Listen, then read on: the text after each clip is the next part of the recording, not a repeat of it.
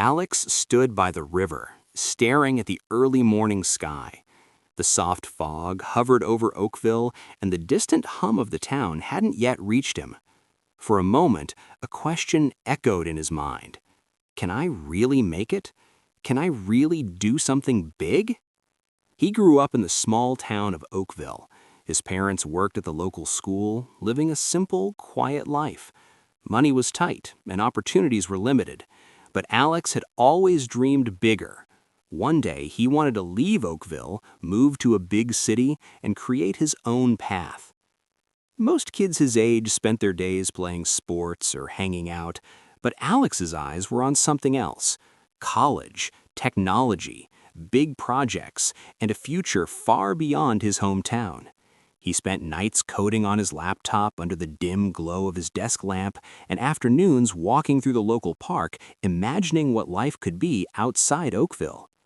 One day, a guest speaker from Boston visited the school. Standing in front of the auditorium, he said, "Don't be afraid to dream. Don't ever give up. The only question is, do you really want it?"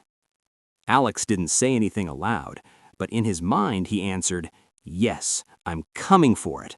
I'm going to the city of dreams." That moment marked the beginning of his journey, from Oakville to Boston, from a small-town kid to someone ready to chase big dreams. Boston was nothing like Oakville. The tall buildings, crowded streets, and constant noise made Alex feel small. For a moment, he wondered if he had made the right choice. His new college was huge. Thousands of students, endless corridors, and professors whose reputations seemed larger than life. Alex felt out of place. Classes were challenging, deadlines were relentless, and every project pushed him to his limits. But he remembered the words of the guest speaker back home. "Don't be afraid to dream. Don't ever give up." So Alex dove in. He spent long nights in the library, coding, writing reports, and learning things he had only read about before. Some nights he would sit by the campus river, looking at the city lights and thinking about Oakville, about his parents, the quiet streets, the park where he had walked for hours dreaming. Making friends wasn't easy either. Some students were competitive, some indifferent. But gradually, he found a small group, people who shared his passion for technology, innovation, and late-night brainstorming sessions. Together, they studied, debated, and even pulled a few all-nighters for projects. There were setbacks, too. Alex failed a coding assignment once, missed a project deadline, and even doubted himself. But every time he wanted to give up, he remembered why he had come: to prove that a small-town kid from Oakville could thrive in a big city. By the end of the first semester, Alex had not only survived, but he had begun to excel. Professors started recognizing his dedication, classmates sought his help, and he even participated in his first tech competition, nervous, exhausted, but determined. And as he walked back to his dorm that night, looking at the Boston skyline, he felt it, the first real taste of achievement. The city was still overwhelming, still challenging, but Alex knew one thing for sure: he was ready for whatever came next. Spring arrived in Boston, and the city felt alive with possibility. For Alex, college life was no longer just about surviving, it was about proving himself. His next challenge was a major group project, a tech innovation competition with students from all over the university. Alex was nervous. He knew this could define his first year. He and his team spent days and nights brainstorming, coding, and testing ideas. Tension rose, mistakes happened, and arguments flared, but slowly the team began to work like a single unit. It was during these long sessions that Alex met Mia.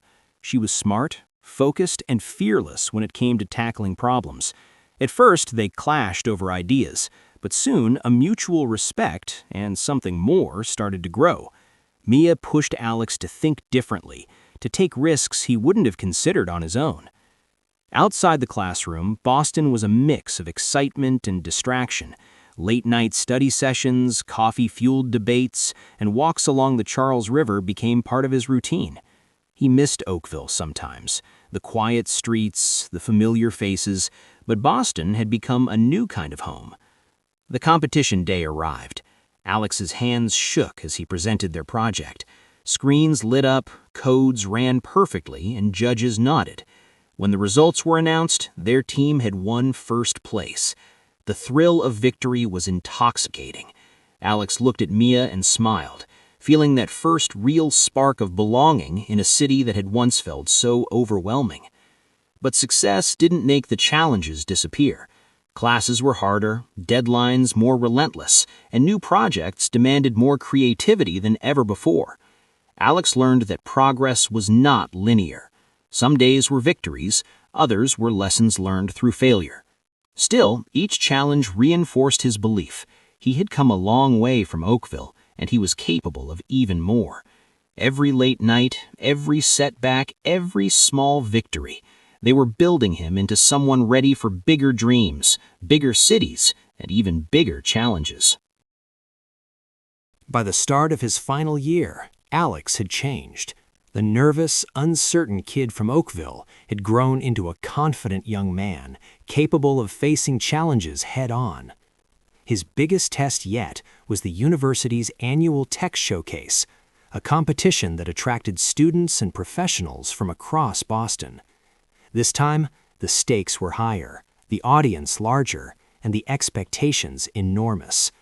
Alex and Mia worked tirelessly on their project, refining every detail, running endless tests, and facing setbacks that sometimes made them doubt themselves. But they learned to trust each other, to turn mistakes into solutions, and to keep pushing even when it seemed impossible. The showcase day arrived. The auditorium buzzed with energy. Presentations flashed across giant screens.